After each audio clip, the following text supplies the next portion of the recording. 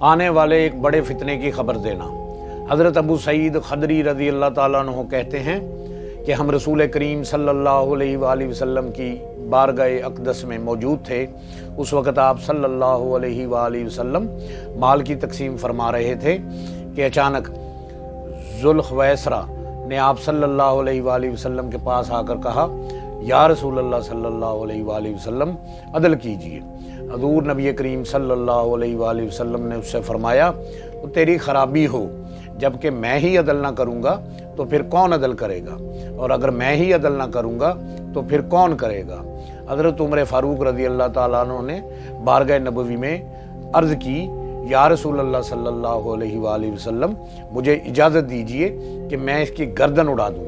इस पर रसूल सल्लल्लाहु अलैहि वसल्लम ने इरशाद फरमाया और उनको मना किया और फरमाया, इसे छोड़ दो, क्योंकि इसके साथी ऐसे ही लोग आखिरी दौर में होंगे कि तुम में से कोई अपनी नमाज को उनकी नमाज के साथ, अपने रोज़े को उनके रोज़ों के सामने हकीर जानेगा। किनसे कह रहे हैं? सहाबा रिज़वानुल्लाह ताला अलैहिम अजमाइन की जमात से।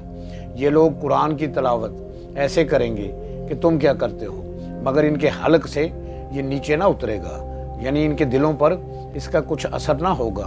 वो दीन इस्लाम से इस तरह निकल जाएंगे जिस तरह कमान से तीर निकल जाता है। इनकी निशानी ये है कि एक मर्द स्याह होगा जिसके एक बाजू पर औरत की छाती की मानिंद या गोश्त लोथड़े की मानिंद होगा, वो हिलेगा। ये लोग बेहतरीन उम्मत पर खरूज करेंगे। अबू सईद खदरी रज़ी अल्लाह ताला अन्हु ने कहा, मैंने ये हदीस रसूल सल्लल्लाहु अलैहि वसल्लम से सुनी और हज़रत अली करमल्लाहु वजहुल करीम ने इससे जंग की है और मैं इनके साथ था। हज़रत अलीउल मुर्तज़ा ने इस निशानी वाले आदमी को तलाश करने का हुक्म दिया और ढूंढा गया तो वो मिल गया और उसे लाया गया, हत्ता कि मैंने इसमें वो निशानी देखी जिसकी सिफ़त रसूल सल्लल्लाहु अलैहि वसल्लम ने बयान की थी।